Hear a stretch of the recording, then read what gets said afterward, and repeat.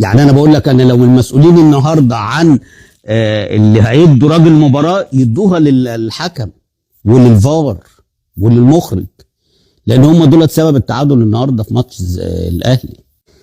الكره المصريه سبب تدهور الحكام، اللي احنا بنشوفه من الحكام ده سبب تدهور الكره المصريه. لان لو بتدي كل واحد حقه والله العظيم الفرق هتبقى احسن من كده بكتير. العداله هتبقى، وانا قلت الكلام ده في اول الموسم، قلت لو في عداله الاهلي والزمالك وتحديدا الاهلي يعني بالراجل اللي معاهم ده ممكن ما يلحقوش التسعه الاولانيين. لان لو انت حسبتها الماتشات اللي اتحسبت له فيها ضربات جزاء اللي كانت عليه كلها كانت هتبقى تعادل او خساره، ما كانش هيوصل للبونت 19 ده. يعني النهارده 19 بونت ما كانش يوصل لهم.